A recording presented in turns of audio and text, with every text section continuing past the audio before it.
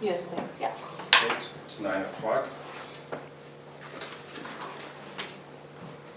Welcome to the Tuftonboro Board of Selectmen's meeting for Monday, July 10th. Please join me by standing and pledging. I pledge allegiance to the flag of the United States of America and to the republic for which it stands, one nation, under God, indivisible, with liberty and justice for all. Well, officially, happy summer to everybody. Hope everybody had a good day. Why don't we start with public input?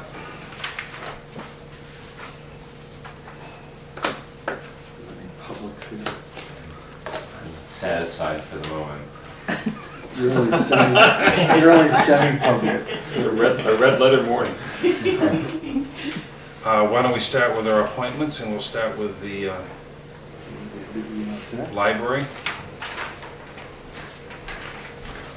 Good morning, how you doing? Good morning, I'm well, I hope you're all well too. Starting with statistics. On the circulation side, you can see that the seasonal bump is happening.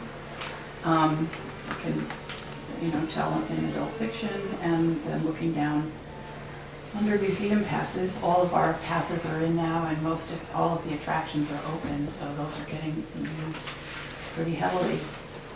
The other item of note, I think, on the back side is where we show patronage, is that we had 20 new people register for library cards in June. 59 for the year. Well, actually, it's 72 for the year, because between July 5th and July 8th, we had 13 more people register for cards, which is another really... 3 years before I get to register, before my parole runs out. That's right, yes. Oh, no, these are new registrations, not re-registrations. So for... I had my library card pulled when I was 9 years old. Get out, come on. I'm just saying. Who did that to you? Wilma Payne. Oh, we will definitely reinstate you. There's a name from the past. Well, the ghost of Wilma, it was like, we're not going to worry about her. So 72 new registrations for the year, of which 34 are adult residents, 5 are non-residents, 13 are seasonal, and 20 are youth. And of that 20, I can't remember if it was 6 or 8 newborns this year that we send a card to automatically. So that's pretty good, I think. Might be looking at an addition on the school. Definitely an addition on the library. Oh, sorry. We are, in other news, changing the way we send overdue notices. We're switching to a postcard instead of a letter in an envelope. This means that we can't iterate the actual items that a person has overdue. We can just say, you have items overdue for privacy reasons. But we have a pretty good rate of return in general, so we're hopeful that this will work and save some time and money in postage and just in printing. Nudging people along. What? Nudging people Yes, along. yeah. So we'll be starting that next week. We've also begun an inventory. We haven't done one of these for several years since we switched over to our new circulation system. We do it in sections and just take one of the laptops and a barcode reader out into the collection. We have to scan every barcode. So far, we're only missing one item. There's only one item unaccounted for. So that's pretty good, too. We're feeling good about that, and we hope to have the inventory finished by the end of this summer. Speaking of summer, we have had 2 summer reading programs so far, very successful, both of them. And we do need additional sponsors for our summer youth readers. We have a lot of kids signed up this year and not enough sponsors. What the sponsors do is the kids keep a reading log, and the sponsors agree to donate 1 item for every book read, every book that their kid reads. to the Lakes Region Humane Society, and we turn all of that over at the end of the summer. So if anyone feels so inclined, we would welcome your sponsorship. Also in August, we have the annual fundraising raffle coming up, and although this used to be just an art raffle, now it's a really wide range of donations. There are paintings, also quilts and quilted wall hangings and themed baskets and services and antique maps and collectible dolls and all kinds of things. And, if someone wanted to, do jams or jellies or rolls or something like that, it would be more than welcome. Speaking of baskets, the Grange invited their friends to put a basket into their penny sale this Saturday. So there'll be a raffle basket there that will be for the benefit of the Friends of the Library, in addition to whatever they raise from the penny sale for the Grange. So we encourage people to go and buy chances on that. We're filling the basket up this week, and looks like there's going to be some cool stuff in there too.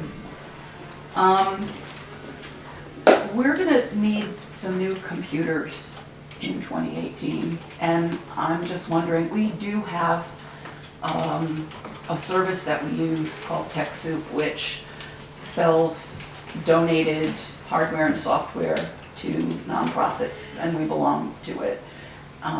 We can explore there for our new stuff, or refurbish. They also do refurbish.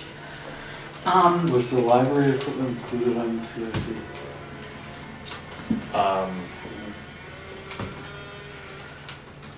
I don't think there is currently a project for that.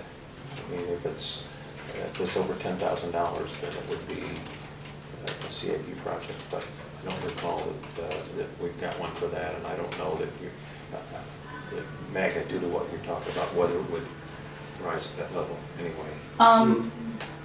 Yeah, we need to review.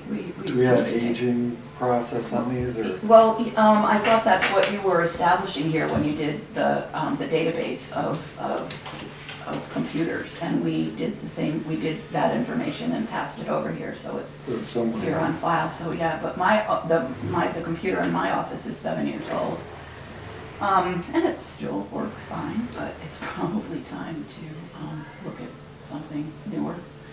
And we want to make sure that our public access computers are up to date as well, and the ones at the desk. I did see a deal on TechSoup the other day for 5 refurbished Microsoft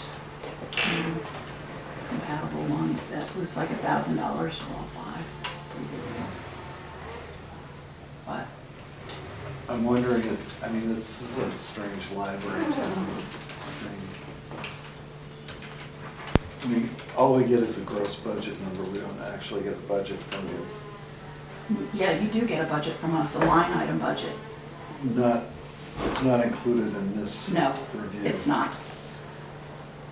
But we So can- what's library equipment? 501c3 equipment. What's town equipment? We're not a 501c3.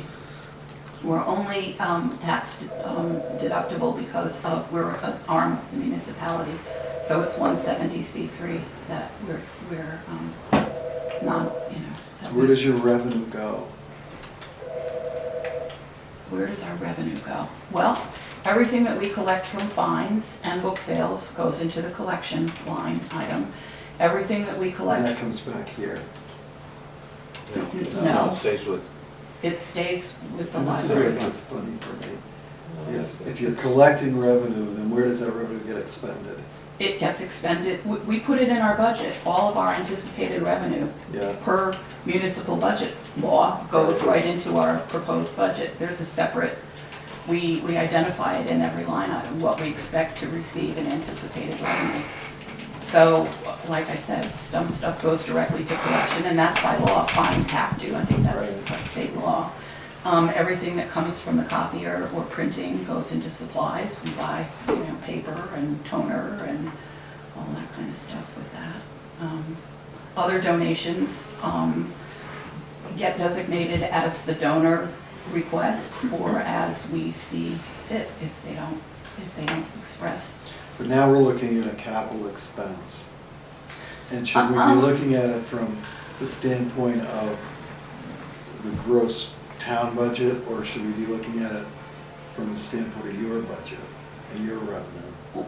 Well, what I wanted to ask was if you wanted us to go through the town's IT guy, or if it would be okay for us to just shop around for the best deal we can get on the equipment that we need. And sometimes we ask the friends to pay for a piece of it, and sometimes we'll put a piece of it in our budget, and sometimes both. It kind of depends how things shake And then down. how does our computer policy fit in with the library owning their own computers? Well, it's town equipment, basically. Basically, as I understand, it's town equipment.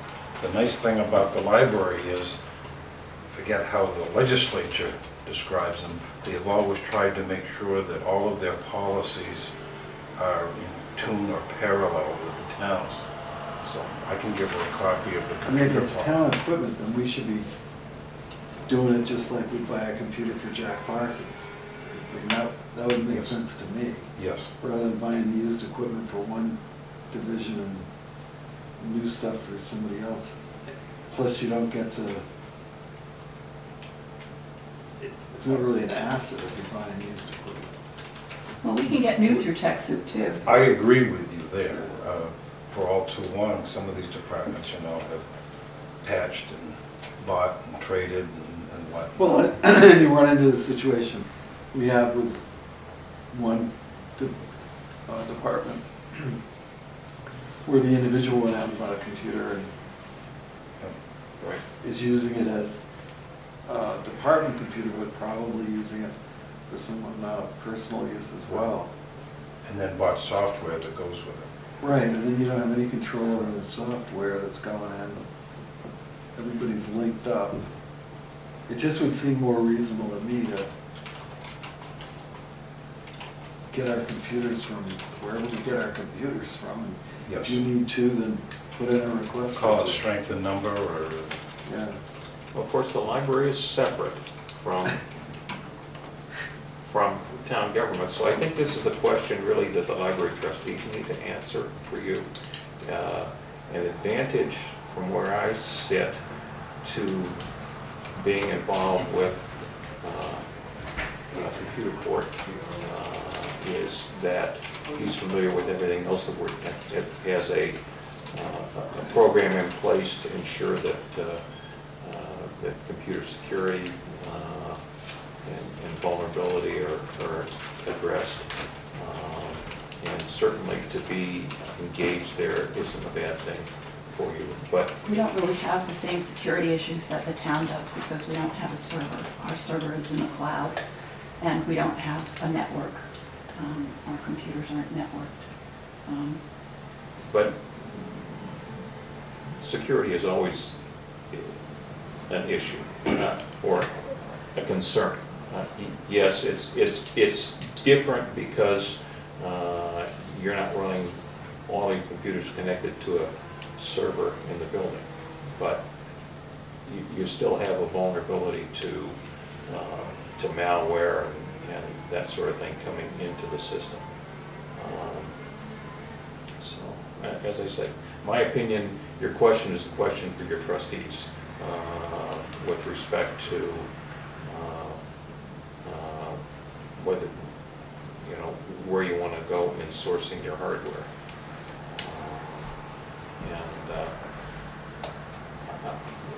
From my perspective, dealing with computer port makes a lot of sense because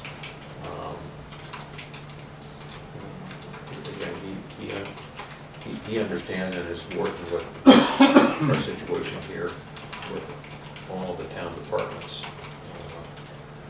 But my understanding of the statute, that's something that's. Well, they can decide what they want to buy, but I don't think, they need to ask for money from somewhere. So they need to either ask us for money or they get money from their revenue sources to pay for this computer.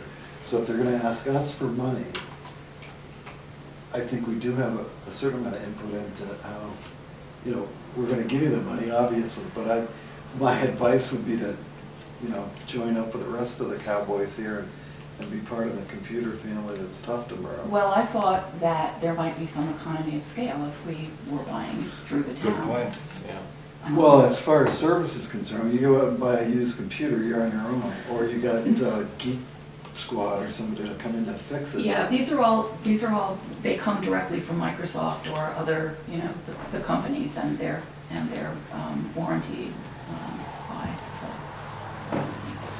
Yeah, I got a Hewlett Packard printer that's never worked. So, I mean, it kind of works. My point being that Tom does the service. I mean, Yep. he's like an on-call person that works for us, for our computer systems. Right. And there is economy of scale, because if he's coming down to work on you, he's doing something for the fire department or for Karen. Right, I just meant for hardware purchase.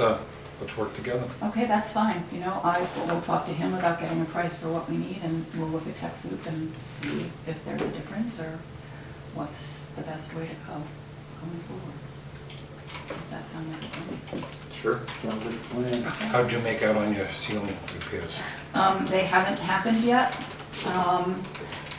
I talked to Ronnie about 10 days ago, and he said that they're having trouble finding parts for our old heating system, the old Stadler. It's not only the pipe that had a leak in it, it's the valves that go from the boiler to the pipes. They don't shut off properly, a couple of them, so we have valve problems as well as pipe problems, and they're now trying to locate parts. So they know that we need to be fixed before the heat goes back on. So that's my only update at this point. I think you recognize the name of Ron Gilnet. There's been an Island book, and we heard him speak and whatnot. And I know you recognize the name, so it definitely was interesting. Yes, thank you for that recommendation, I appreciate it. Get that book in your library. Absolutely, if it isn't already. There's 41 islands in Tuftonboro. Yes. Yeah. Well, there'll be a quiz next week. You Yeah. can name all 41. Yeah. Well, some In of them alphabet. are not named, Well, you know, but, yeah. That's trivia itself. Okay, thank you there's very nothing much. trivial about our islands. No. Building, come on down, sir.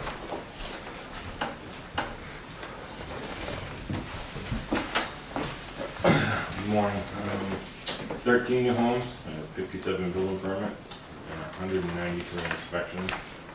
The rails of the beach have been all repaired and fixed, junk all picked up. And then the issue on Cow Island that's been ongoing. That property, I believe, is being sold, so they'll probably take care of that. People that are buying it. You solved another one, sir. They have to clean it up, so that should be taken care of. And hopefully the people that are buying understand where the property lines are. So I assume they're so. not being sold the town-owned property as well as the property that Well, I they're assume buying. not, no. I'm sure it'll be found in a deed.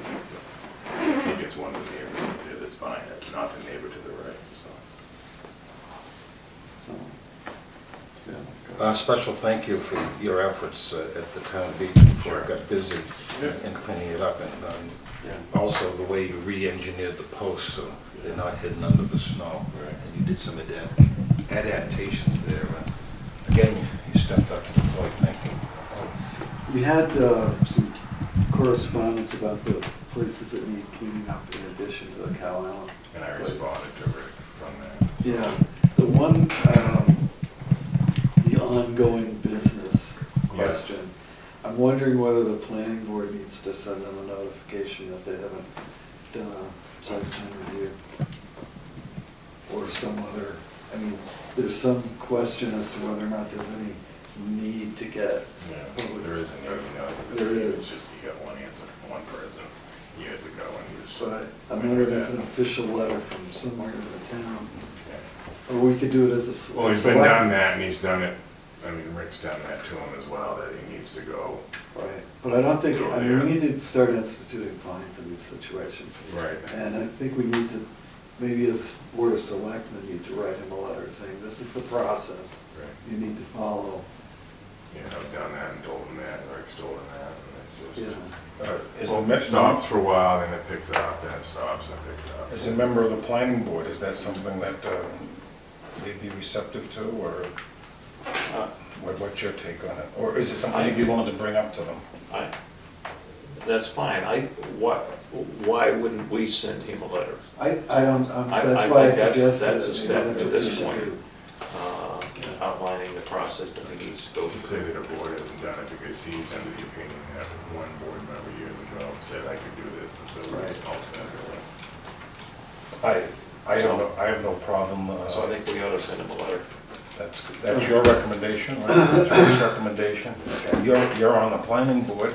I support all of you. Where you come. Okay. Yep. All right.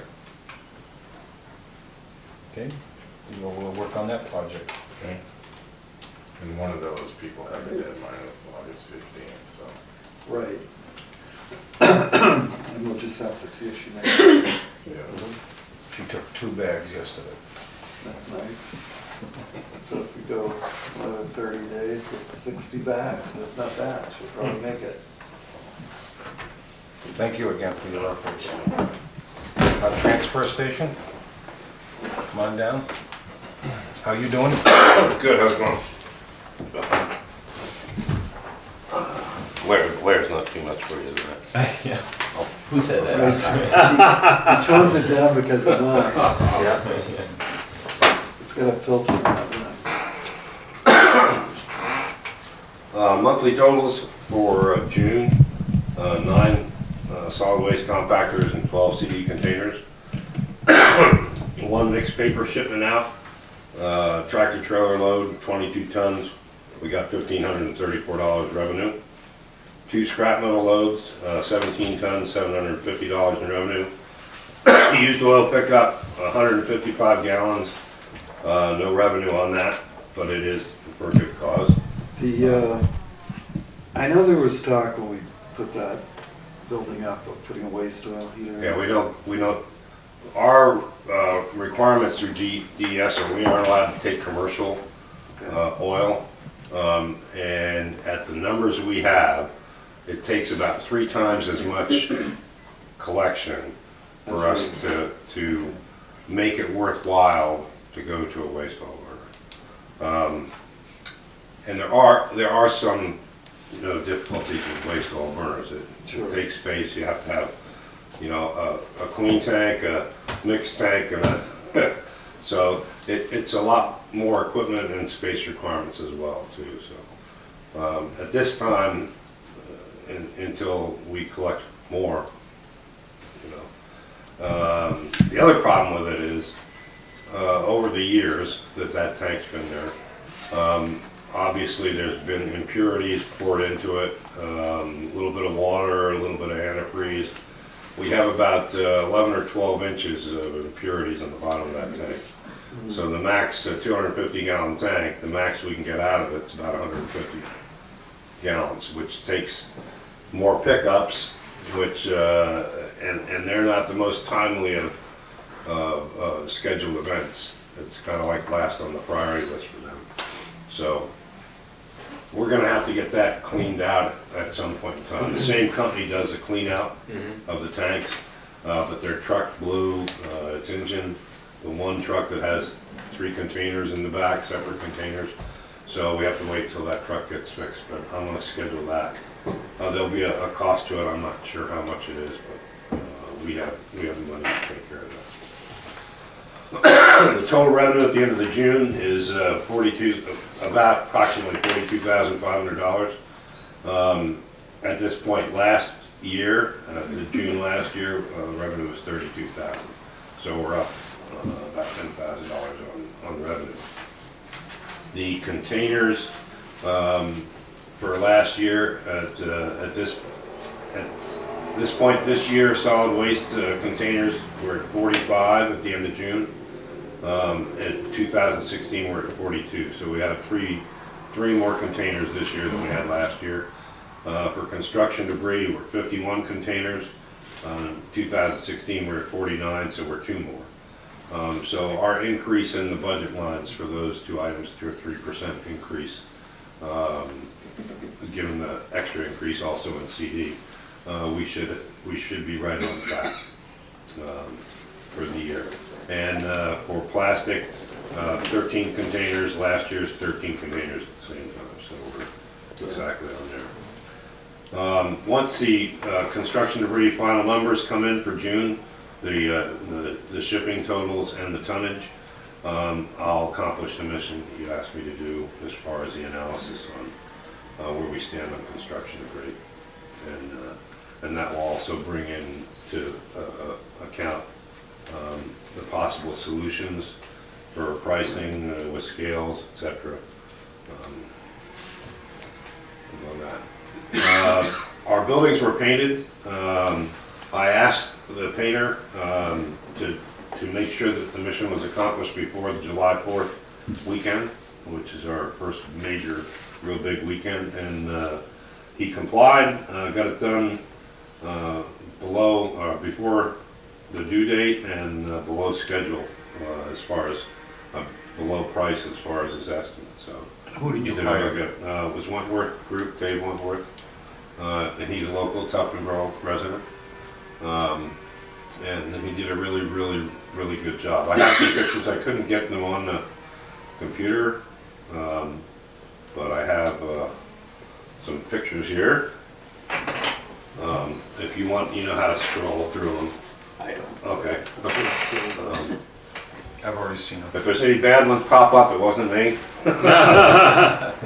Where's Waldo? Where's Waldo? This is Gorilla. Yeah, That's it. that's it.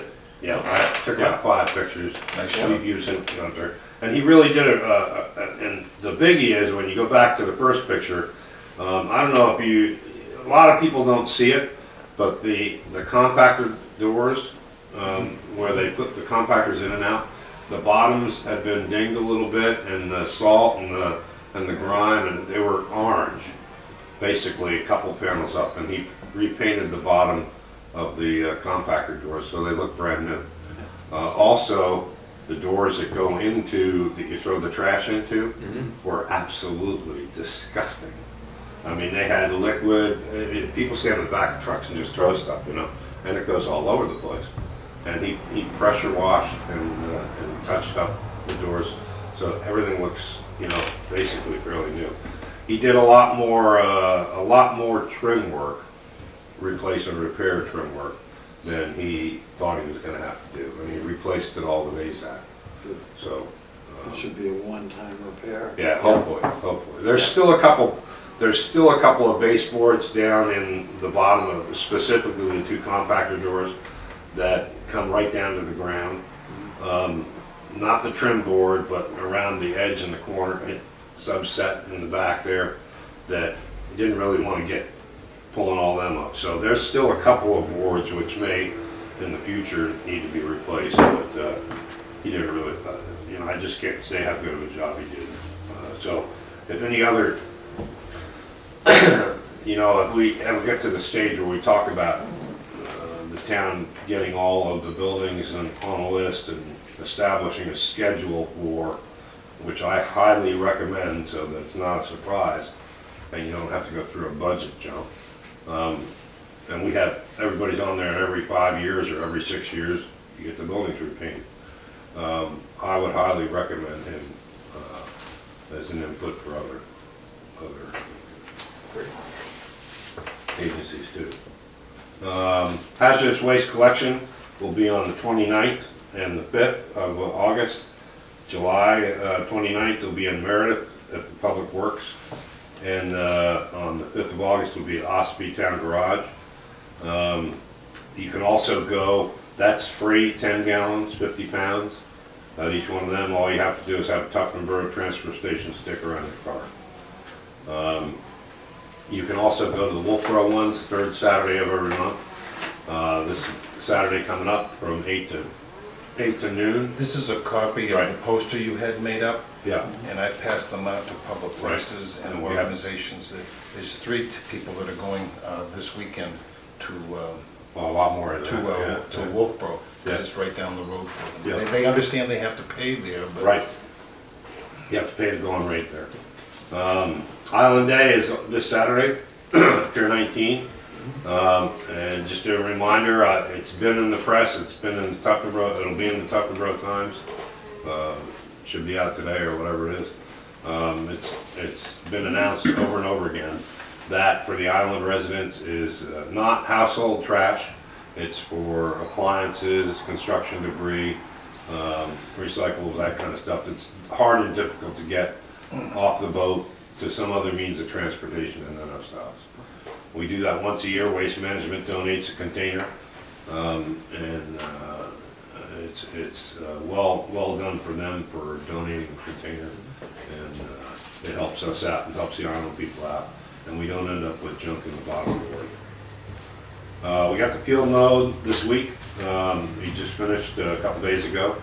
Really did a great job again. The landfill in the surrounding area.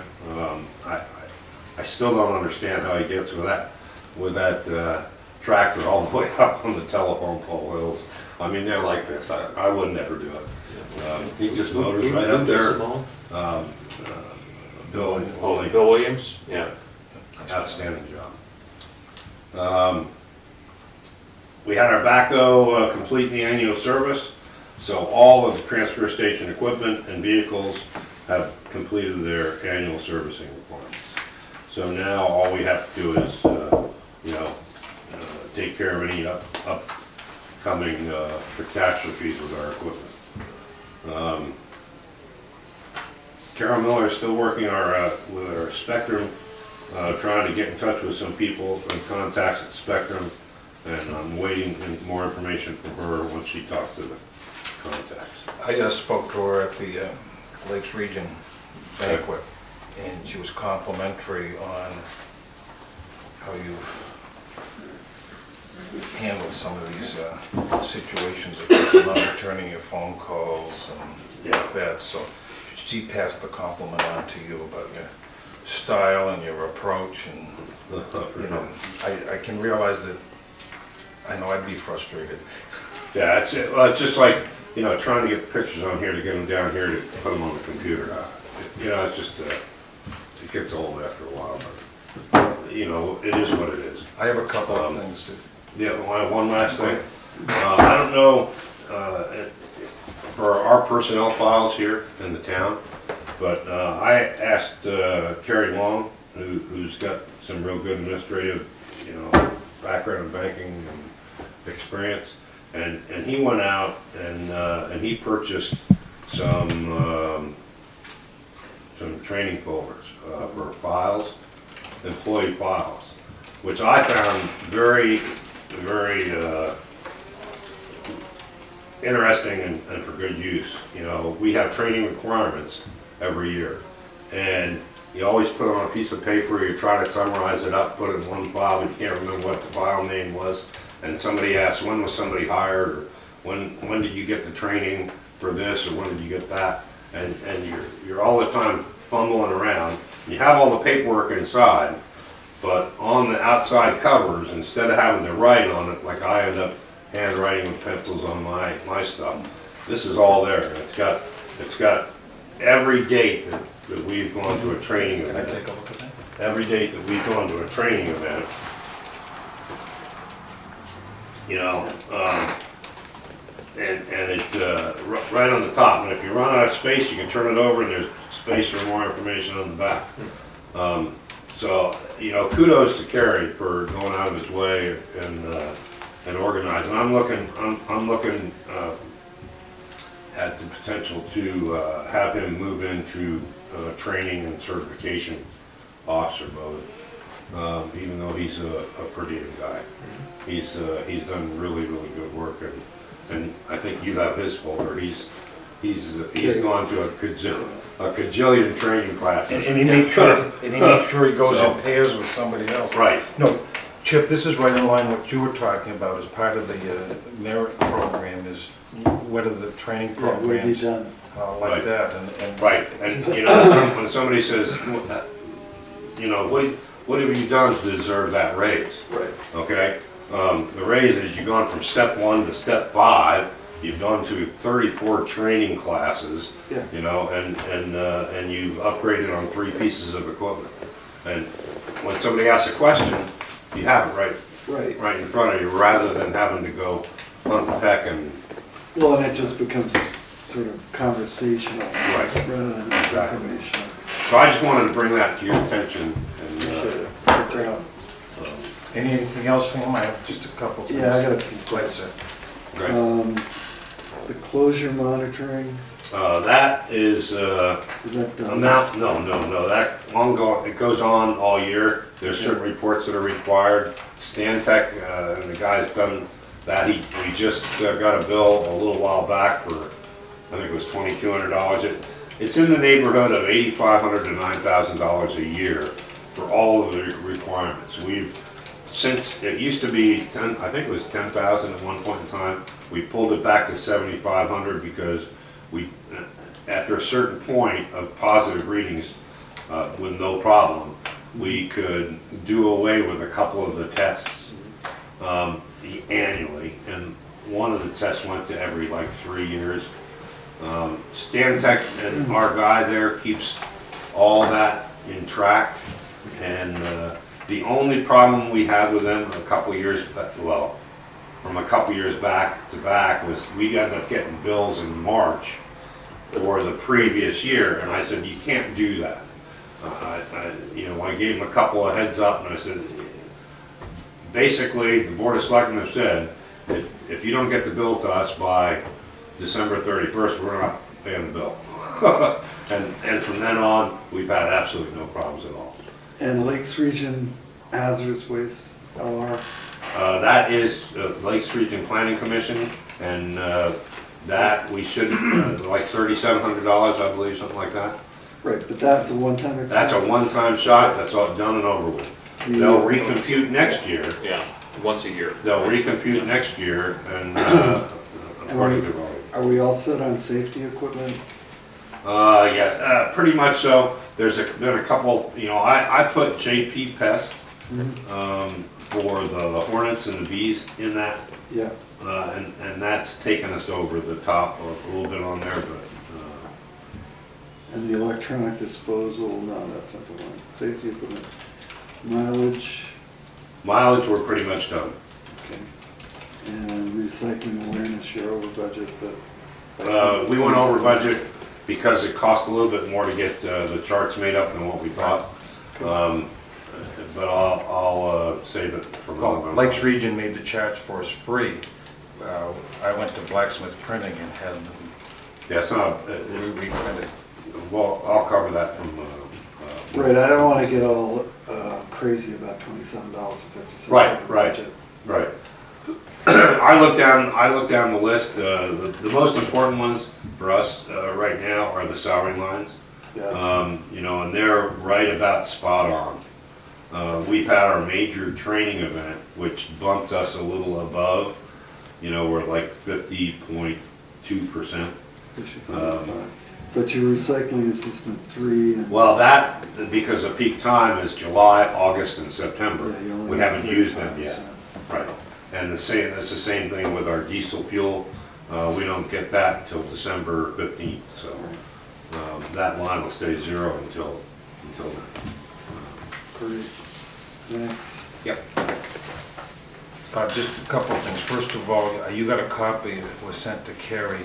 The Household Hazardous Waste Coordinators meeting is Wednesday, July 12th. I think you have a copy of that, right? No, I don't. It's been forwarded to This Carrie. Wednesday. Okay. Okay? Okay. Well, he's done a nice job for you there. Yeah, he's gonna go to, he's not gonna go to monthly meetings. He's gonna go to the meetings during the summertime frame, and then we're gonna, because we don't need to be paying mileage and time and all the other. I'd rather, if we're gonna go to something, go to a 2-hour training event. On the 20th, I'm teaching another class, which I'll get credit for training as well, over in Meredith. So rather than going to Concord, and I'm looking at, we've been to the NRA conference for so many years, we may just send one person. I may just go down and be our representative of the conference, and then we'll do our annual training requirements locally, so we don't have to send 6 people for 10 hours of labor. Where if you go to Meredith, it's 2.5 hours, and you get 2.5 hours credit, which that's all you're going to get at NRA too. So, however, they do get, if it's a new person, it's worthwhile to go because there's exposure to a lot of booths and a lot of information that you wouldn't normally get anywhere else. But once you've been here a couple of years, it's not worth spending $1,000 to send everybody down there. So. I recently met with Dave Ladd in the River Reach Boat Club Association. They're working with the town, and they're repairing the docks on the church on Lake Street. During their meeting, the trash collection issue was brought up. There was an inquiry as to whether the annual Island Day that is held at 19 Mile Wharf could be expanded to include Lake Street area. Dave Ladd, representing them, would be willing to talk with you. They have some ideas on who can provide trucks and stuff like that. Would you meet with Dave Ladd and see if... Yeah, I'm more than welcome to talk to them. Yep. I can tell you that you've been down to Pier 19 when they've had Yes. the boats come over, and they've had a lot of the large pontoon boats. I mean, fully loaded, where the pontoons are almost under the water. And I'm not so sure that that channel there coming down into Melvin River would be conducive to having 12 boats all loaded, fully loaded with one. I don't know, but I'll talk to him. I'm confused who's gonna use the Melvin one. There are only like 2 populated islands in Melvin Bay. So, All they did is ask, and I said I would pass it on to I mean, I hate to them. think that we're When- providing a dumping spot for the Melvin Village residents to bring their couches. And they can make the extra effort to go to the transfer station, I would think. Right. Okay. I don't get any votes from Melvin. Yeah, and the other option we can look at, which I just thought of right now, it's always irritated me for the same reason, because I request that we get the container on Saturday morning, and they pick it up Saturday at noon. So that illegal items can't be thrown in there, somebody driving down the street with a 5,000-pound TV, and it goes, and we get charged and penalized. And they've been very good at, no, we understand that, but they like to drop it off Friday because they don't like to work on weekends. And they have a guy on for emergency, for a single haul capability only. But, that's for emergencies, and they don't like to do scheduled events. These on Saturday, it's not carved in stone that we have to have Island Day on a Saturday. We could have it on a Thursday. Yeah. We could have it on a Wednesday. If we did that, then we could get the container dropped off and picked up that same day. So it's something we could look at. And I realize there may be some costs involved, but Dave's willing to sit down with you and work with you. And Okay. the other thing is that I met with the Mirror Lake Watershed Committee, and in the last 3 years, they've spent hours volunteering and maintaining the open channel that goes from the lake back toward the church. Right.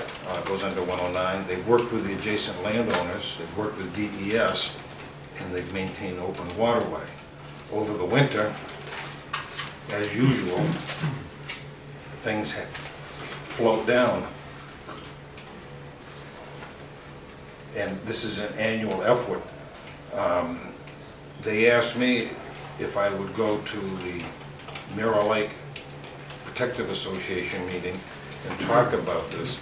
It was suggested that perhaps Mirror Lake could provide a couple of hours of volunteers that could move the debris to a collection point. And then they wanted me to ask if the road agent could transport the debris to the transfer station, so. Is this it? I mean, is this Yes. what it is? Yep. I have not been there, I don't know how big it is, or, Somebody's dock or, yes. Yes. float, what do you call those things out there? So Yeah, some float, yeah. what I did is I made a copy of this, I think, in both your boxes, so. It's not cast in stone, but I've got absolutely no problem with taking this stuff. Obviously the best thing for us if it's cut up in segments so it can fit in. But here in, you know, we've worked with Jim, with the road agent a lot, picking stuff up off the side of the road. And the state guys, we've worked with them a lot, they can bring it in. When we did the repair on the town dock in Melbourne, we took all the debris from there. And we don't charge anything. But that's that coupled with the swap shop, coupled with, you know, this and coupled with that, ends up going in the construction debris containers. And so when we only collect 82% or 85%, that's part of the reason we're only collecting 80. So as long as we know that, I've got no issues whatsoever. And we're not going to be taking, you know, a cajillion things. So it's not going to be big on the taxpayers' time, so. not to leave you out of the loop, but I think you got a copy Oh, hi. of that paperwork.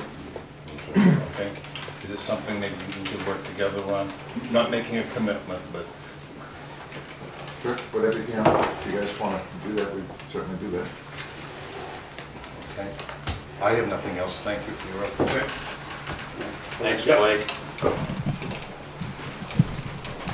Sue, thank you for being patient. Come on down. How are you doing? Good. Going to be very brief. Those pesky cemeteries again. I know. It's unbelievable how Those much people time. just stay. No, they don't. We put in a lot of time, the cemetery trustees. We have spells where we meet every week. And in We get your addition- minutes. And it's, there's a lot to do. We're just kind of treading water. We're not actually moving too far forward. But this is regarding the public hearing that you're having in a couple of weeks about unabandoning the Thompson-Moulton Cemetery.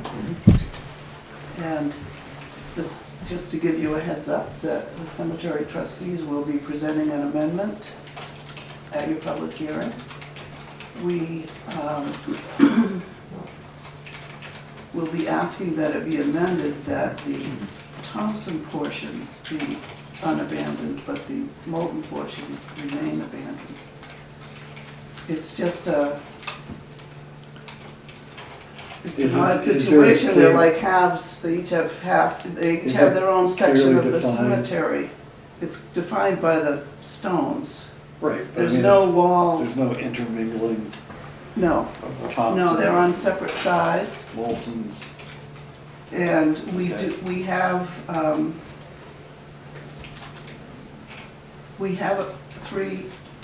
several perpetual care accounts in the Thompson Cemetery.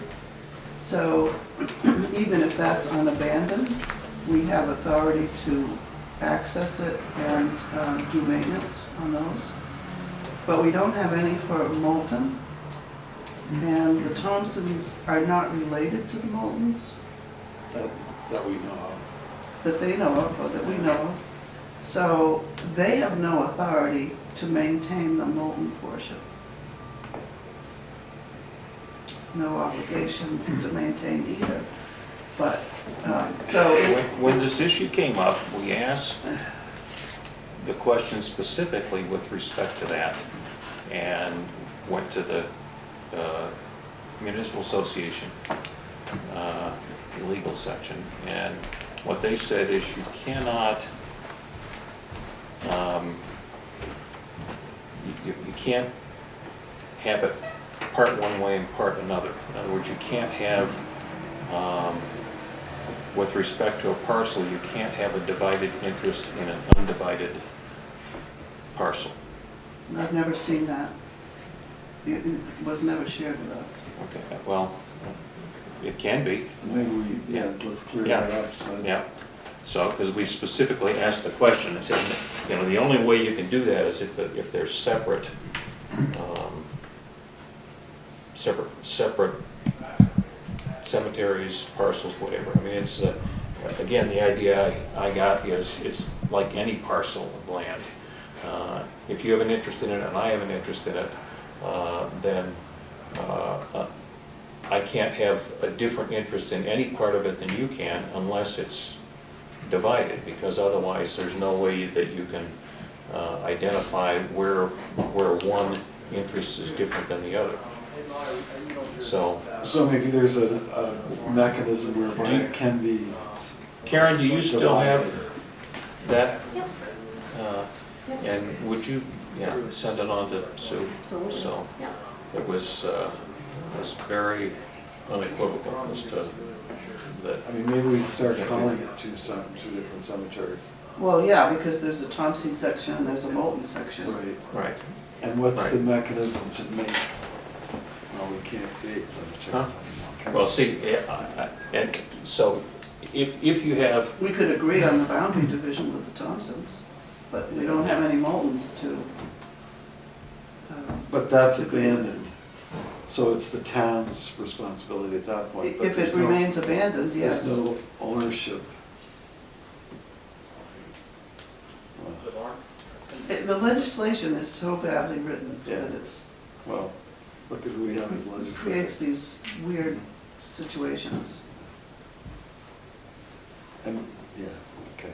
Yep. And hopefully, We did get advice from our attorney that we could do this amendment, as long as it was clear when you were in the cemetery where the Moultons were and where the Thompsons are.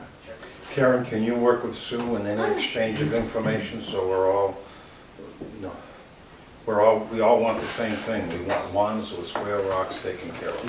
right, Right? Isn't it the simplest way to put it? Where we're all on the same page here. who's gonna bring the action? Who's the damaged party? If we were to go along the road that you were describing to us initially, of creating an unabandoned Thompson section and an abandoned Moulton section. Who's injured? Nobody. Yeah, and who's gonna bring the action? Yeah, we don't know of any Moulton family people So that leaves us with that are some alive. citizen wondering why we're spending public funds on private cemeteries. Man, I'm just trying to walk my way through Well, it's- what happens the if we town- just create something. The town's been taking care of them for more than 30 years. So we've already been doing it. We've already been doing But it. now we're cutting our costs in half because the Thompsons are gonna take their half over. Right, We actually saved money. right. No, I'm just wondering what are the ramifications if we proceed, because the law is confusing, It's- if we well, the whole- proceed along Right. the road that you described, what happens then? I mean, I'm not as sanguine with legal opinion as others. When somebody says, no, you can't do that because it doesn't follow the letter of the law, that's that attorney's. Well, this all reading started of the because law. we weren't following the letter of the law. We've been caring for So if private there's no remedy properties. in this scenario, what is one to do? You have to work on what's best for the citizens of Tuftonboro. I guess that's what our job's gonna be. And the public. I mean, do we go beyond the borders? We go No. to the state, It's those people you know, that. historical don't care resources. about Right. The whole point of all of this was to make what we've always been doing legal. them. Right. And it isn't as straightforward as, we But it's thought so it was much gonna be easier a simple if the thing. Thompsons would let us take care of their cemetery. They take care of the rest of the cemetery. We try it for They you. have no authority.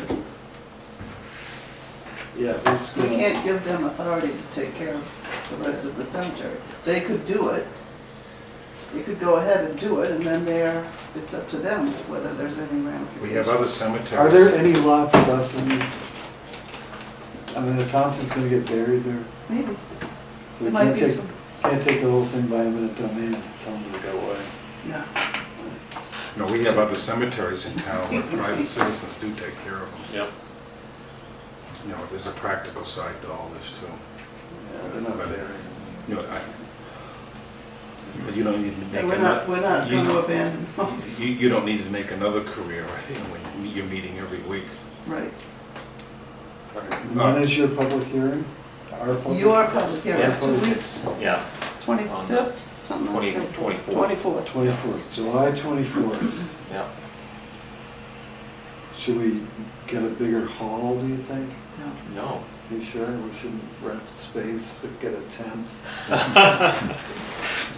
Depends how many people So, watch this film. On another thing, I had an opportunity to meet and talk with your new sexton. It's Yes. Greg Buck. Greg Buck. What a pleasant gentleman, so you have a good choice there. So- He's a retired surveyor, so we're very happy that we have somebody who can accurately mark things out here. We have a lot, I hate to admit it, but there are a lot of incorrect markings out there. And I'm pretty sure we have burials that are happening in the wrong places that we need to get new documents executed. It's been out of control. Yes, I know that. They're not moving. So once you They're put not it, moving. Right. No, they're not moving, but we need to get better documents to. All set then. Okay. Well, have a good way. see you on the 24th. I'm assuming I'm next. Are there refreshments on that 24th? I mean, that's going to be big. No, it isn't. I'll just say it. If you How you want to bring doing? it. Well, how are you? Happy summer. Yes. Must be fun working on your barge. Yeah. So just when we thought we were starting to get ahead, this beginning of the, last month, we had that heavy rainstorm on June 19th 4.5 inches of rain. in a short amount of time. And that caused quite a few road edges to wash out and quite a bit of damage. We actually had to close one dirt road. It was Eastwood that actually was closed overnight and took almost a half a day the next day, hauling in materials and grading it back out to make it passable. The big washouts have been repaired, but we still have a lot of work ahead of us on those. Durgan and Union Wharf roads were paved as planned. We got about 3/4 of the way done with Durgan. Union Wharf has been completed. And the road striping is scheduled for tomorrow, weather pending. I think it's supposed to rain. but- And we're just striping those 2 roads, right? All right. Well, I don't know that we actually finalized that, did we? I thought we were gonna agree to do all of them as usual, but the Yeah, set of plans. we'll get to it after you go through your points. But Okay. I think we need to start looking at, Ways to save money. yeah, we're gonna adjust this to make it work. And then next week, the roadside mowing is scheduled to start. That's about where we're at. On the, have you gotten a copy of the 7/7 expenditure budget?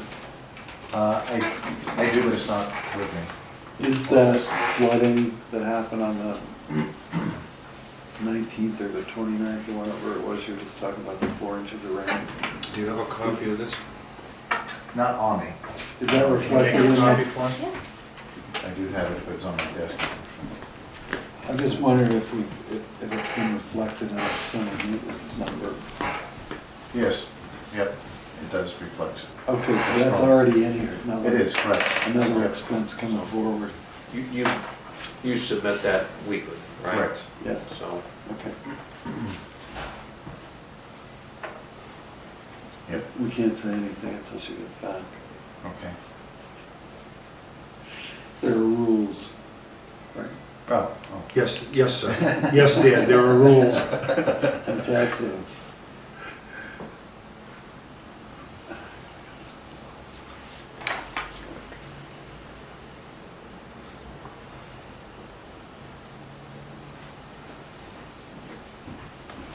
There she is. Thank you. Thank you.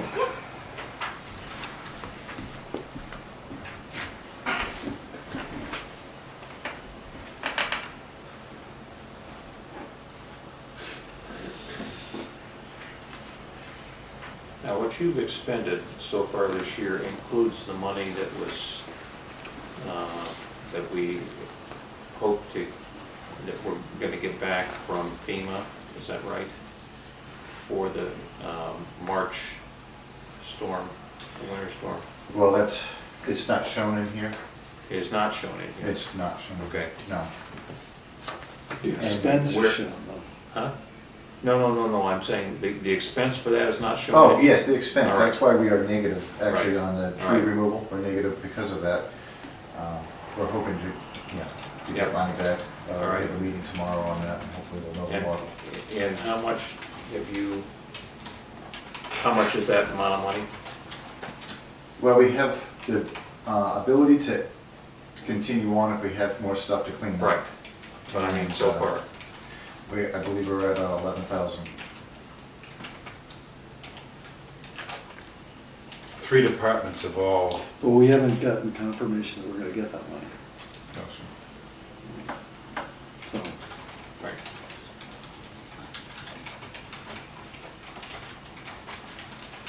All right, so. what issues are you prepared to talk about today on? Budgets? Be candid. No, I guess I'm not sure, what you'd like to talk about. All right, well, a quick walk through what's happened so far this year. It appeared, and what's previously happened, Lloyd's done some figuring on the winter maintenance budget needs. Yes. And it appears that we're in agreement that you need about $10,000 more money in your winter budget. A little bit more than that, How much do you have? about 38,000, 38, but he's got 24, right? yes. So That's 14. 14,000. Want me to walk through it? Sure. We have 23 weeks to spend in the year.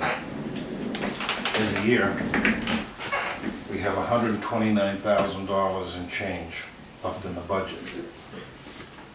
If it was just a normal year, that's $5,600 per week. Okay so far? Yep. 35% of your winter budget is usually spent October, November, December. That's been the average since you've been road agent. Okay, the winter budget was 180 this year. You have 63,000 left over. Excuse me. The average is about 63,000, or 35% of that gets used for the end of the year, the last 3.5 months. Okay so far? Yep. There's 24,000 left in the entire winter budget. Okay so far? Yep. 63 minus 24 means we need to find $38,858. Okay so far? No. That means we need to save $1,690 per week. This is fast, I understand. Nope, I get it. Okay? Yep. I started out 23 weeks, $129,000 left in your budget is $5,640 minus the $160.90. So that means each of the next 23 weeks, $3,950 per week. You see how I came up with that figure? Yes. Yep. And it's going to be tight. No, Mother Nature hasn't treated any of us right like that. This is the accounting part of it here. It's not a criticism, these are just the No, I facts. understand. These are just the facts. Have I confused anybody? There's another way to get it. Yes, there is now. This is one It might be accounting a way. little easier Yes. to walk through. and it's just different. And go ahead. Okay, you've spent the money you've spent, can't help that. You have a summer maintenance budget that you've spent about half of, so you got half the summer left. That's fine. So if we just look at the figures that you've talked about earlier and a couple more, 16,500 for mowing, $3,500 for the catch basins, $2,500 for the culverts, $5,000 for apron paving, and $8,000 for striping. That's $35,500 that you're probably gonna spend part of. But you need to reduce those numbers by $15,000. So in those areas, striping, apron, culverts, catch basins, and mowing, you got 20 grand that you can spend. Okay. I mean, that's the way I look at it. And I haven't touched your fall maintenance, which is 25,000, your summer maintenance, which is standing still, like whatever you're doing. I'm just trying to address that inevitable shortfall in the winter maintenance budget, which Roy did a different way, but it comes up to about the same thing. So, but in simple terms, you can look at those 5 line items and say, I have $20,000 to spend on that, so I don't think you're gonna stripe all the roads. I just don't know how you can do it, unless you don't mow anything. And not mowing for a year is probably not a good idea either. So, I mean, we have to make some judgment calls. I mean, the catch basin cleanouts, culverts, it's, you know more about this than I do. I'm just looking at numbers here, but those are the areas where you've got to. What you've identified is 5 discrete chunks of money that are all still untouched. Almost. Okay, well, but what we're looking at, and that presents an opportunity for us by adjusting the work that we're doing there to cover some of the excessive costs we've had so far this year in some of the normal maintenance. I mean, we all know that when we get the snow in November, December, you're gonna plow the snow. And we wanna make sure that we have money left that we're not, Or ice. yeah, that we're not, I really don't want to get us in a position come November of having to go somewhere other than this in the budget to get money. And I really don't see that as a good way to manage things, so if we can possibly do it. I agree. I agree too. Would it be appropriate for you to sit down and go over this and we have a short meeting with you on Friday when we do checks? And it'll be a work session where we dedicate a half hour. We can. And you can plug the fall budget in here, if you think fall budget's a little heavy. I think we're gonna have to shrink from everywhere, because I know that on one of the catch basin that we're, one of the things you talked about was catch basins, but they'd already come to clean up, they've done half already. That's not something that you can just say, let's not do it. It's part of drainage. Well, all of these things are in your budget for a reason. Right. And over the years, you haven't gone up on your budget. Since you've been roaded, you've never gone up on your wages. No, thank you. I'll take a step back. I want to make sure that I'm not known as a guy who micromanages, and if I step over the line, you don't be afraid to say, hey, Lord, time out. It's a cooperative effort, and I think that in the last 10 years, you and I have had an excellent relationship. Yes. On the other hand, wait a minute, we got to treat all our department heads the same. The other thing I was thinking is that this is ongoing. It's not fair to come in and talk about 20 items that we want to talk about and you never get a word in edgewise. So I was kind of thinking that we do every week, you pick 2, we pick 2, something like that. Well, I think we can get a hold of what we're gonna do in 18 a lot easier if we go through this process now. Because I don't think it's gonna the weather's not gonna get any nicer. The number of roads we have isn't gonna be reduced. Correct. So I mean, we have an issue currently, I'd rather not have the same issue in 2018. So this is a good exercise for us to go through to make sure we're managing ourselves properly. And then if, I mean, you're saying the catch basins are off the table, that's fine. But now we've reduced the corpus of money that we have available to make adjustments. So, So summer and fall will have to be adjusted. yeah, probably, I would think, a little bit. But you know better than I do what your costs are for summer and fall. So that's the exercise I'd like to see happen in the next week or so. Would it We be, can do it Friday, but I mean, is I don't that- want, it's also, I'd rather get some work done than sitting around here talking to us isn't helping them out. what are your thoughts? You know, you're part of this solution here.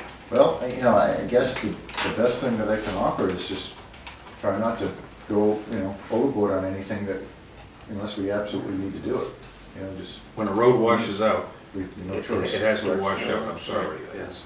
That's- That's- Extraordinary circumstances are different from Mm. annual budgeting of normal maintenance. That's all we're looking at here. Well, I know, in my background, I budget for 22 storm incidents a year, and last year we had 44. And for us who are natives, understand this, Melvin Village can be, I'm not saying it's sunny, but it can be decent weather. And as soon as you get to the school or the Thompson farm, Tuftonboro corner, Neil Hill, some of these people live there. I know I have it, it's in a different environment, so. Absolutely.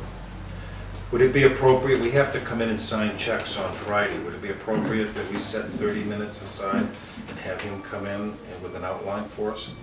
I'm out of town, but that's fine with me. You guys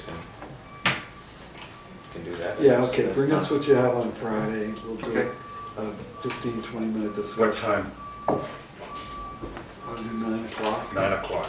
Nine And o'clock. will you post that place for us? You know, and when you, like today, when you come in, please feel free to say, before we begin, I want to talk about this. You know, it's not just me talking or. No, I understand. No, but I mean, it's like the catch basins. I'm not informed of that until you tell me that the catch basins have already been started and we gotta do all of them. So now I have to take that off of my calculation, but Yep. when you come in Friday, you will have looked at all of these and said, okay, this is our cost going forward, and this is where we can find that $15,000. You know, I know we've been behind before on winter, going, you know, this time of year, we like, oh, we don't have a lot of winter money left, but then we make it work. You know, we figure out a way to We're make it all work. gonna survive, right? Yeah, The that's All we problem- wanna do is survive reasonably. The problem is, and I'll speak directly, the last 5 years, your budget's gone over. It's not aimed at you personally. No, Please understand that. I'm trying to say it with a smile, but Yeah. as a selectman, I have a fiduciary responsibility, and I'm not trying to cause pain here, I apologize. We thought we were in good shape last year. and Well, we no, the got mailed primary all reason in for December. going over budget, if you do it annually, Yeah, is that we're not going through the exercise of determining what the budget should be. okay. We're doing it based on previous experiences, et cetera, but we're not actually dissecting your budget, and I think that's what we're gonna do over the course of the summer. And then we won't have this problem in 2018. You got some real experienced guys here Yeah, dealing Bill, with he knows budgets, how- so. he knows money. Well, you did wonders at the county, so that's a compliment. Anything else for our road agent? Do you have anything Kept the else good for work. us? What's that? Do you have anything else for us? No, not at this time. All right. Thank you very much. Thank you, Jay. Thank you. See you Friday. Sounds good.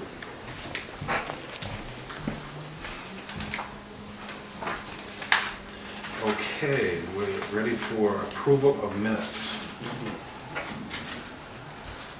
First are the minutes from Monday, July 3rd.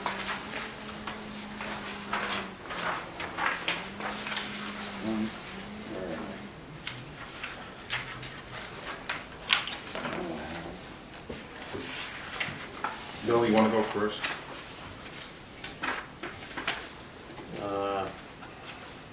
I don't have any changes. I'll make a motion that we approve the minutes. I have one change. Okay. Please go to page 2. The last full paragraph that says approximately at 9:55 a.m. Please go 1, 2, 3, 4, 5, 6 lines down. RSA 91-A:3, Roman 2, parentheses, L. We didn't put down by law, we have to put down the reason, and it's for legal. L is legal. Everyone clear where I am?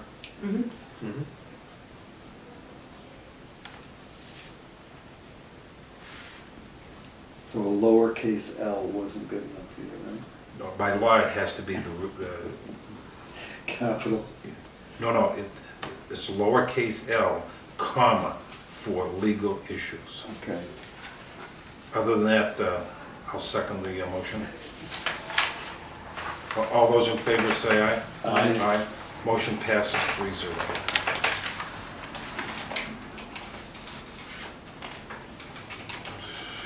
We have non-public. July 3rd, the 9:55 a.m. If there's no changes, we can approve them. If it is, we have to go into non-public. I move approval. I'll second. All those in favor say aye. Aye. Motion passes 3-0. I'm gonna make a motion that we unseal these. Is there a second?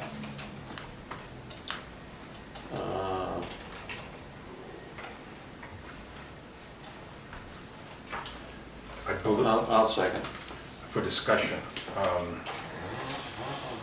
believe when you talk about tax issues, by law, we're required to seal them. This was a DRA revenue. That's fine, I made a motion Yeah.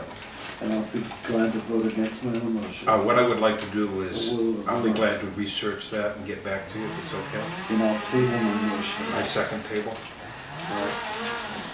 The next one is non-public, 10 a.m.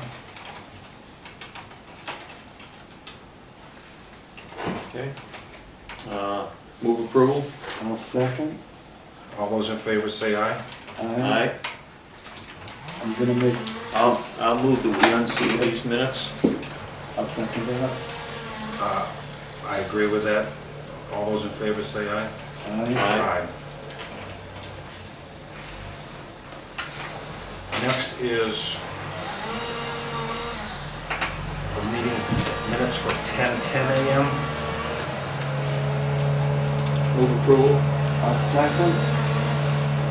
All those in favor say aye. Aye. Move that we unseal them. I'll second. All those in favor? Aye. The only one that we have to deal with is the first one that I will research for you.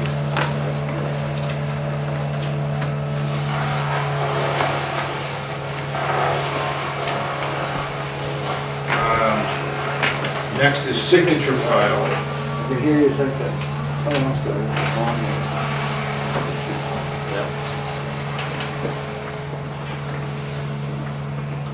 Yep. Next is signature file.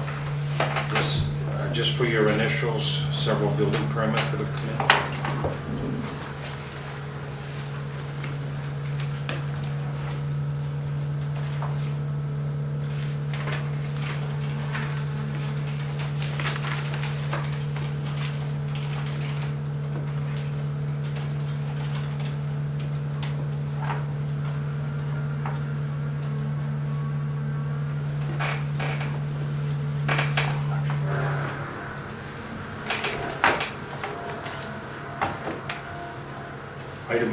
Item number 1 is a letter to William Lambert. It's regards to Chief Shigori's recent communications, request for parking signs on Route 109 to help with the site distance. Okay?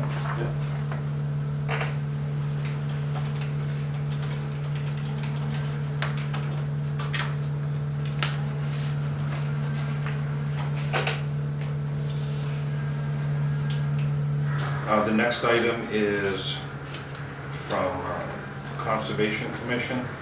The request is that Nancy Bird be reappointed as member of the Conservation Commission. And it'll be a 3-year term expiring June 2020. I'll move approval. I'll second. All those in favor say aye. Aye.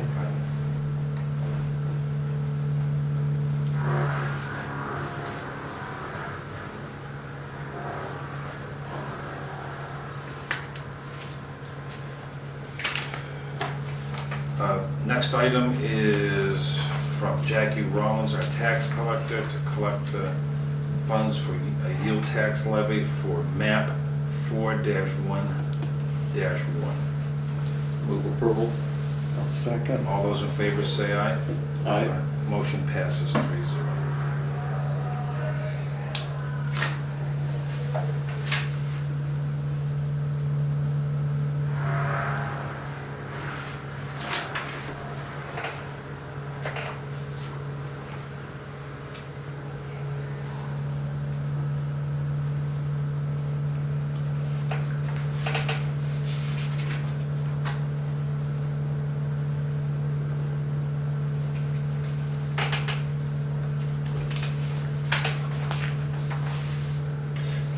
Next item is from our forest warden, Chief Thompson, requesting to appoint Christopher Morgan, member of his department, as a deputy forest fire warden.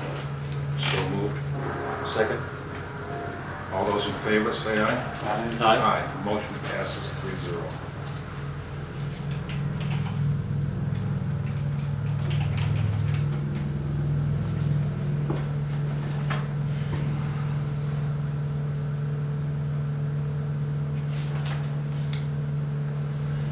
Next item of business is notice of intent to cut wood or timber for lot 41-3-16. Move approval. Second. All those in favor? Aye. Aye. Motion passes 3-0.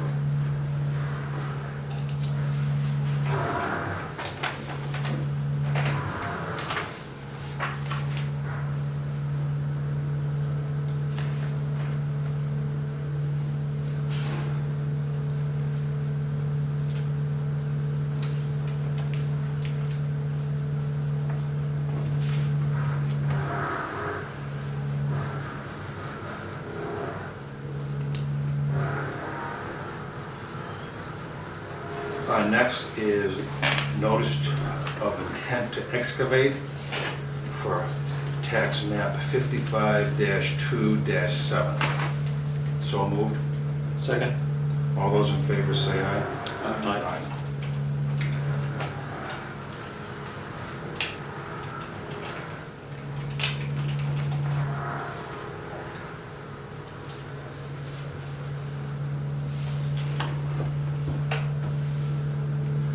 Next is a letter of thanks to a board member.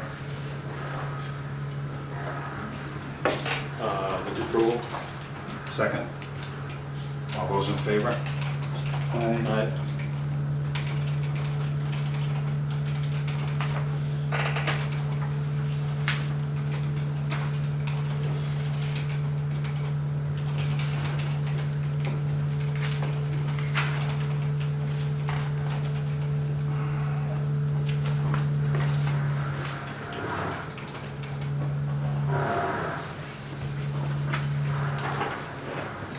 Anything else to be signed, Karen?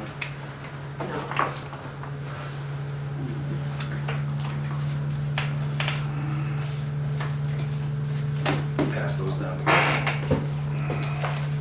Okay, we will move on to, is there any continued business? Selectmen's updates. You're gonna talk about the island? Go ahead, I thought you were gonna do the talking about the island.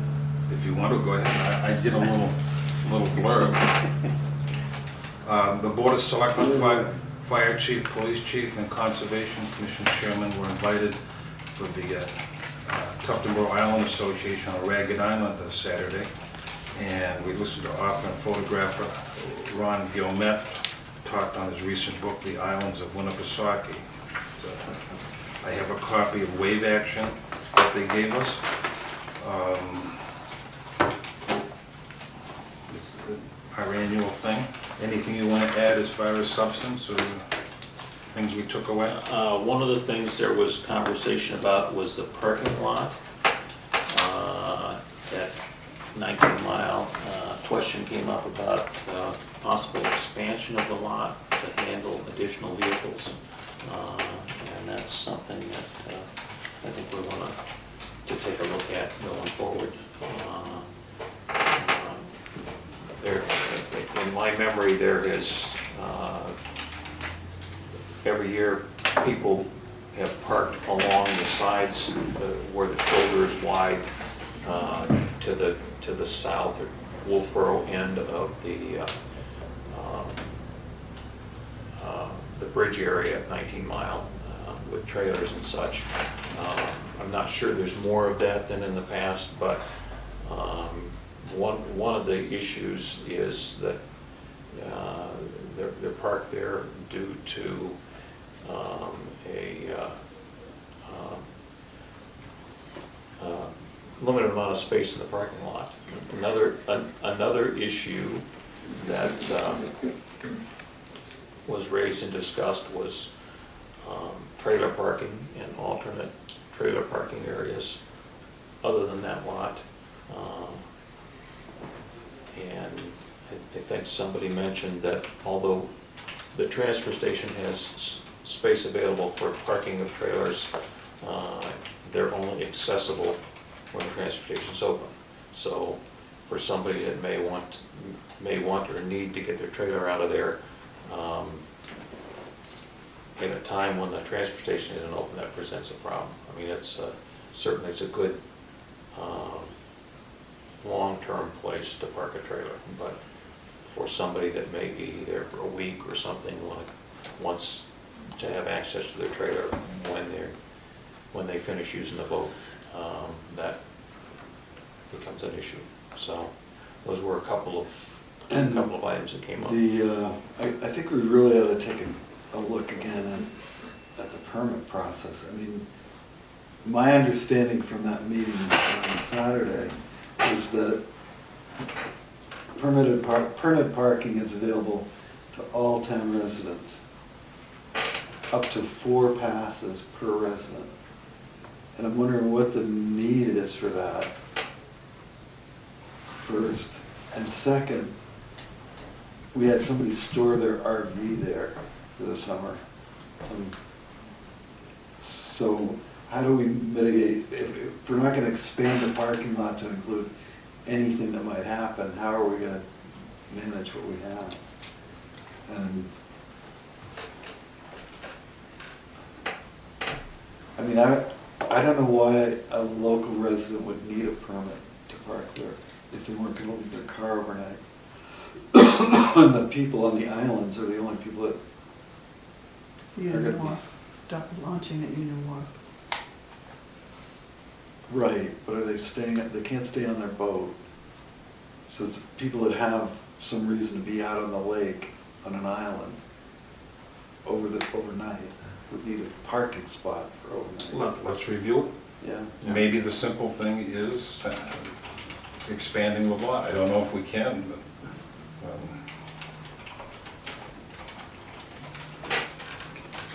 anything else?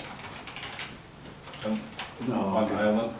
It was a nice trip. We got back before it rained. Pretty much.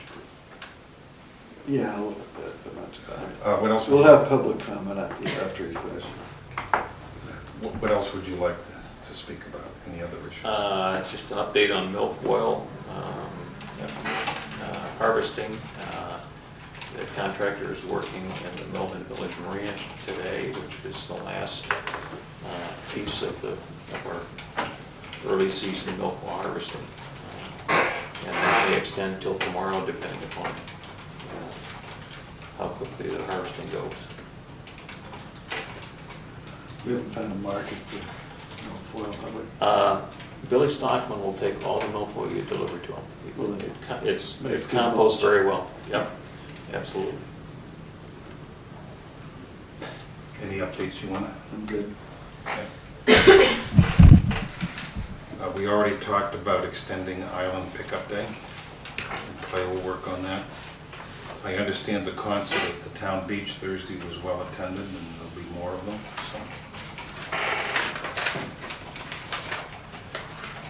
so. Under correspondence, we'll talk about utility poles.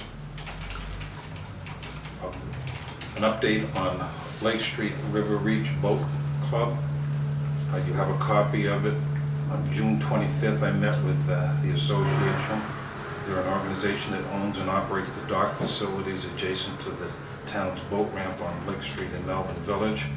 Attached are the minutes of their meeting. The first item of business was to make some decisions on some large-scale improvements. There are 12 slips with 11 belonging to River Reach and 1 belonging to the town.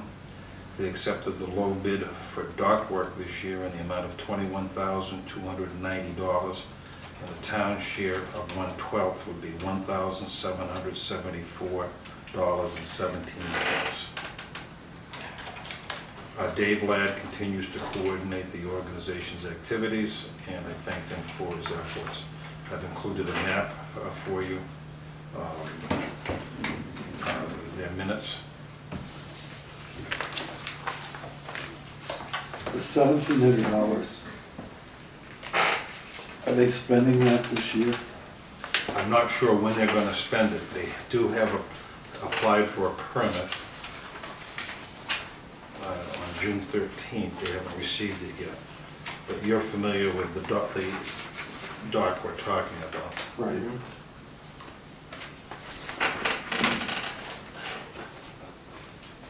It's not clear. Well, for sure, we did not budget for it this year because we didn't. No, we didn't. That was not Well, identified Correct. in the budgeting process. right, but we do have a line item called other property. Yep. We also have docks and bridges. Yep. Yeah. So, I mean, I'd rather have it done than not done. I guess Right. we need to vote on it at some point, but. If Well, we're gonna the- put signage up that it's a town dock, and the meeting Right. is gonna happen. What I've done is I've brought up what's happened so far.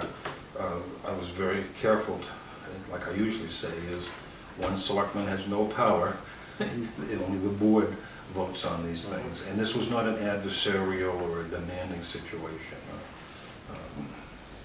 It's part of our community. Well, I would think, I mean, I'll make a motion that if it's clearly delineated and signage is installed, that informs the public that half of that dock, the launch site, half of that dock is for public use, Yes. that we should authorize spending $1,700 to do the maintenance on the dock. I think what we told David when he was in here is that we recognize that we have a responsibility there, and the money may or may not be available to reimburse them for that this year. So, And do you see a problem taking it out of one of these other lines? How much do we have left in docks and bridges? It's right after highways. Docks and Bridges has $2,500 left in it.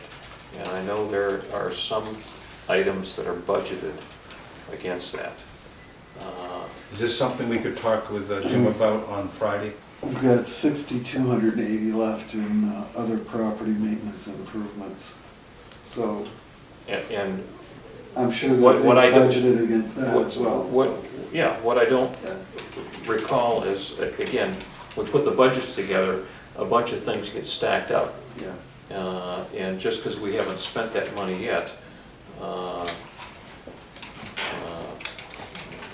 I think it would be premature to say, oh, well, we'll spend it on this because somebody said, hey, yeah, we need to do this.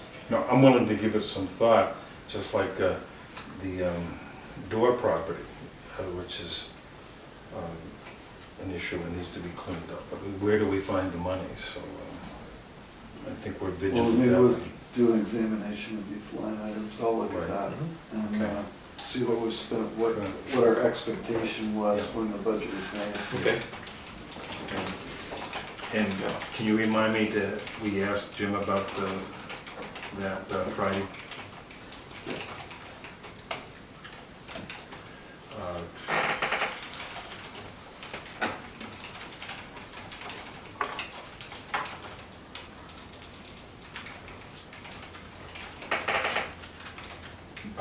Mirror Lake Protective Association meeting is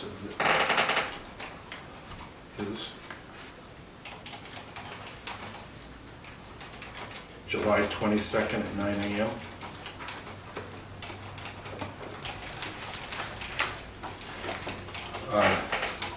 The chief has done some work on parking ordinances. He started on the letter for 109. The other thing is, have you received June's police officer statistics, Karen? It's in correspondence, I believe. Okay, the June's? Okay. Anything else is under correspondence? Anything else for updates?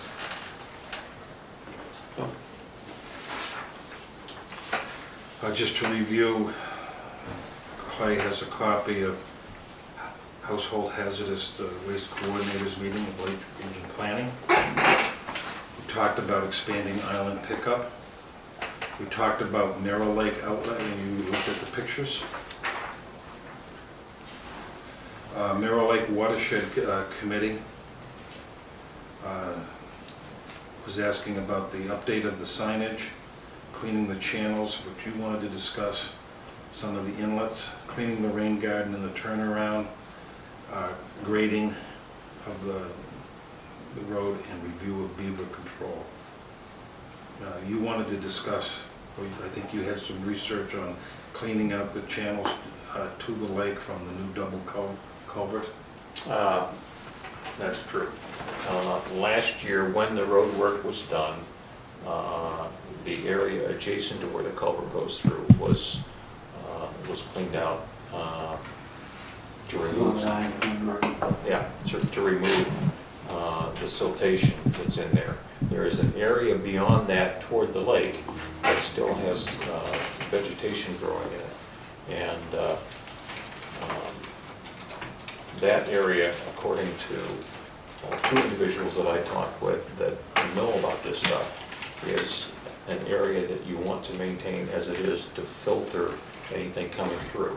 So we have sort of a little catch basin on the outlet side of the culverts, and that's the area that any siltation you wanted to collect there, then you clean that out and allow the vegetation to filter and clean the water as it goes toward the lake. So mangrove right, swamp. yeah. So it's not clear to me from the item from the committee if their thought is that we want it to be a navigable channel from the culvert on out into the lake. But again, the two folks that know that stuff that I talked to said you absolutely want to maintain that vegetation buffer in there as a way to clean the water up as it goes into the lake. There's still some, There's still some other issues about speed signs, narrow road, and delineator posts that need to be, and as I understand it, that does not come out of Jim's budget, it comes out of the encumbered funds. Right. And I'll leave those in his box.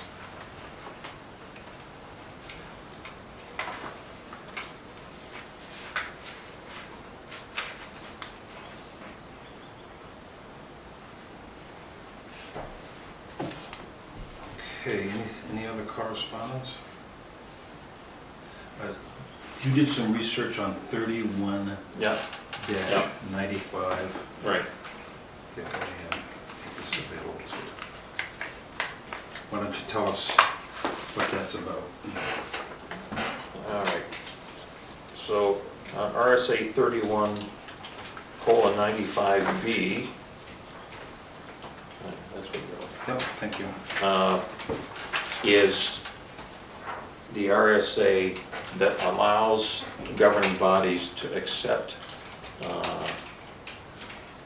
unanticipated revenues or grants and expend it.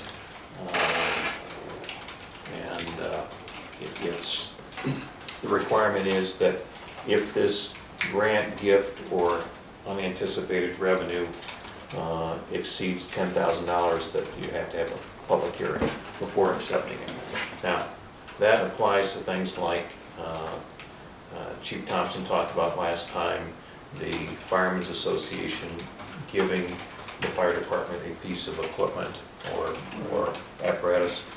It applies to the FEMA money that we hope will be coming back to reimburse for winter expense. It also applies to what I believe is passed, I'm not sure yet, is the additional road maintenance money that was voted by the legislature this year. Yes, it was doubled. We expect is somewhere in the neighborhood of 50 grand. So once those things happen, then that's money that can be expended beyond what is approved in the budget for the specific purposes that it's provided. Are there any extraordinary public hearing requirements other than, we have a public hearing? You just have to have a public hearing, like any other public hearing, which means that it would be scheduled in advance. Normally, those things are done as part of one of our meetings. Do they have to be posted in the newspaper if it's over $10,000? Can we have Karen check that out? It may very well be. And it's per gift, Yeah. not the accumulation. No, that's Per right. instance, So per we right. get money from 3 different sources for storm mitigation. It's not the accumulation, it's each individual one. Okay. So for instance, payment in lieu of taxes by camps might exceed $10,000 in total, but the individual grants would not exceed $10,000. So that should be able to just go into our revenue. Well, like the treasurer says, even if it's under 10,000, still be transparent. Sure. Any other correspondence?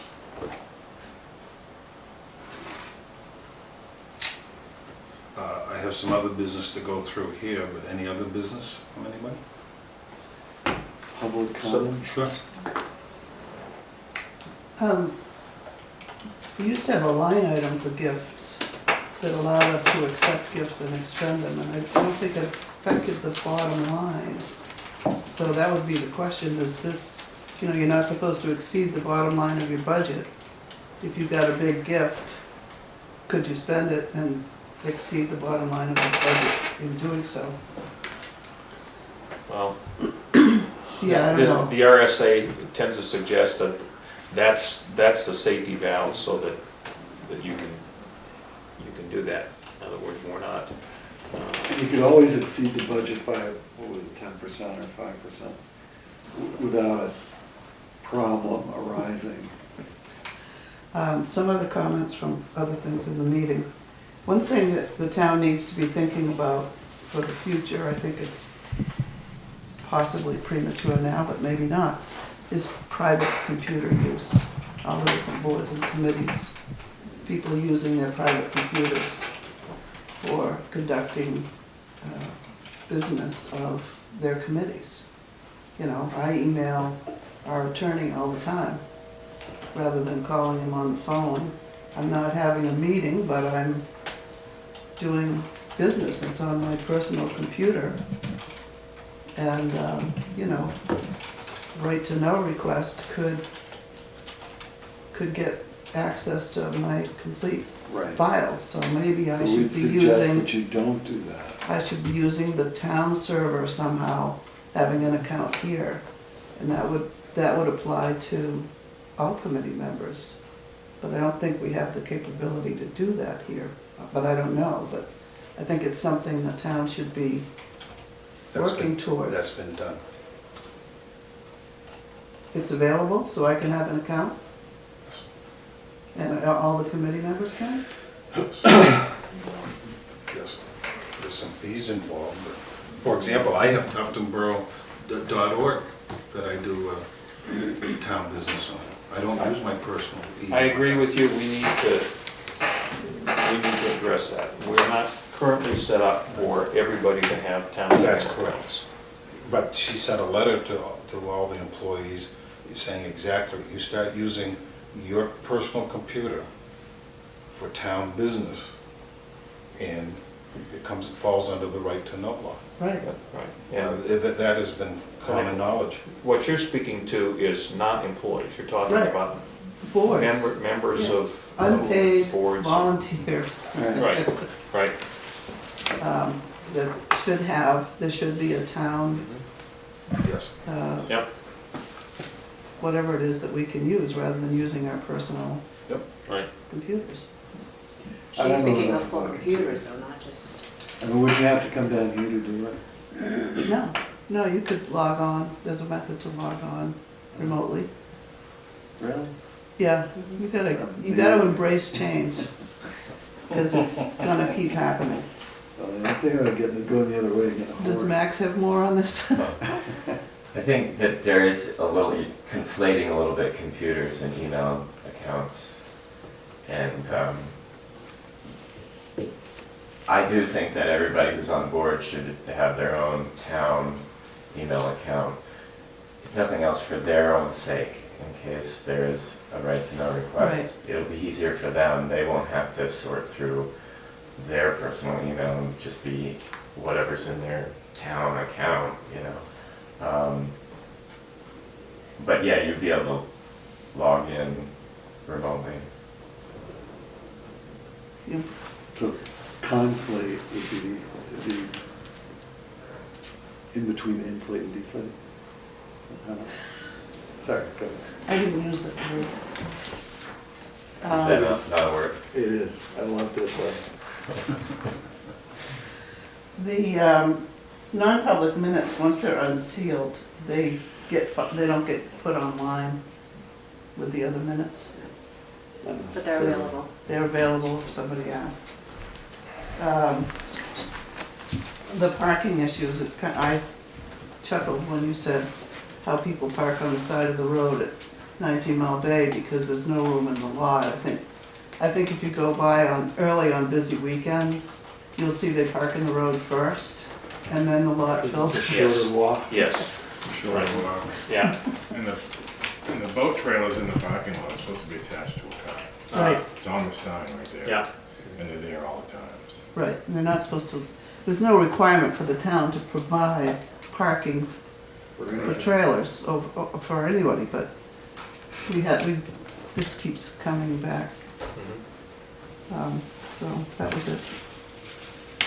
Well, and it strikes me that if we're looking to provide off-site trailer parking unattached to vehicles, that we have other places besides the transfer station where we could make space available, particularly over a shorter term. Well, they worry about security and all that stuff. Yeah, well, you know, people padlock them if they're, I did notice when I just updated the current use maps, and they have all the different easements that I'm aware of on properties, in addition to current use, conservation easements and so forth. That 40 acres that we own down there is encumbered by a conservation easement, so it is. there may be room to add a parking area, but I don't know, don't remember.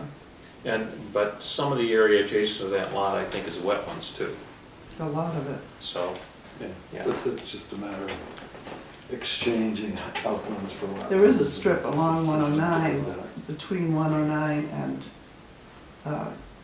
Act 2000. An odd strip there that might be room for some straight-in parking off 109. I don't know. Yeah, the nice one is, I was standing there talking. I won't mention getting a, Yeah. major eminent domain process going, getting rid of those houses down there, and creating a town Just park. pave it. Creating a town park, not necessarily paving it, Was but there just another hand? It's getting more room available. down there, New York area. Guy Pike had mentioned this, I think last year, but I drove through Sandwich over the weekend and saw for myself. They have a place there where there's no crosswalk, but they put a sign in the middle of the road on the yellow line that says sidewalk, slow down, and then they put cones on either side on the white striping. And it has the effect of, that's where people cross, and it's, I guess, a state road. There's no actual crosswalk, but it definitely slows people down and makes people aware. So, I mean, is that something that we can just go plunk those down? If it's on a state road, the answer, to my understanding, is no. And if they're doing it on a state road, they're probably just doing it. Right. Yeah. You Right. can't, once you Well, make the pedestrians feel like they have the right to cross there, the safety is gone, because they don't look. It's like the proposal we had to put a button to turn the light to cross. If there's a crosswalk painted on the road, they're gonna use it. They're not gonna use the button, and the cars, unless the cars are expecting Yeah. pedestrians, Well, and they're not gonna slow you know, down. you see it even in downtown Wolfeboro in the crosswalks where, because they're not properly constructed, because the parking places are Can't right see next the to them. people, right. People see it and they walk right out. You can't see them because there's a truck there or something. Right, right, and, you know, so the fact that you have the right of way when you're in a crosswalk as a pedestrian makes no difference if you're injured or killed. I mean, okay, so the vehicle, whoever's driving the vehicle is now liable for damages, but They would have been. it's the pedestrian is You damaged. just can't run people over. Right, right. Now, That's not a deal. unfortunately. right. Now, if they're in a crosswalk and you hit them, I think, you know, you get a different standard than if they happen to dart out. But even so, you know, the idea that there's a crosswalk there, people just, it's like, I'll walk right out. And,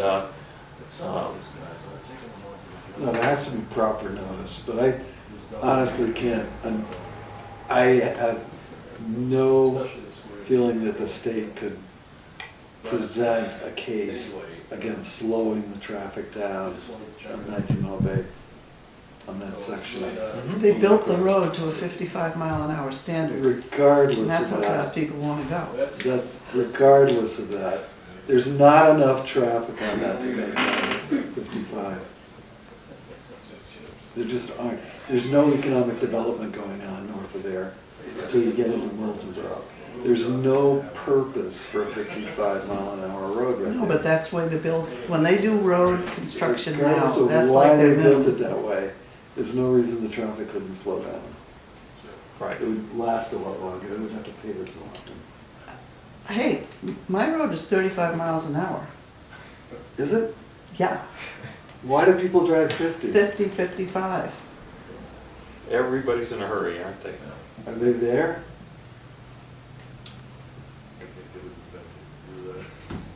Yeah, well, we need more We all police. set? Should we get another speed trail? You all set? Yeah. Set. Okay, let's The move on. meeting's devolved. Have you looked at the items in this folder? I have, yeah, Pass them on. Any And I action? did too. okay. I think I signed that. I didn't sign that one. God. Yeah. In this folder? Alright. Anything in there to discuss? What does it say you're doing? I move that we go into non-public. No, Do we need to go into non-public? You wanna take some To action on discuss that? these, I believe we do. Okay, and I'll second that. Roll call, Marcus, yes? Wood, yes? All be yes.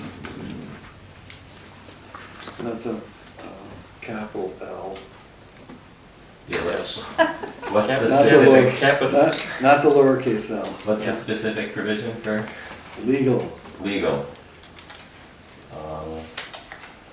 Public for legal. Potential, Is there other business after that, or is that the last of your Okay. business? I have nothing on my this agenda. is, my drugs will have worn off by then. Can't do anything. Have a nice week. Non-public for drug.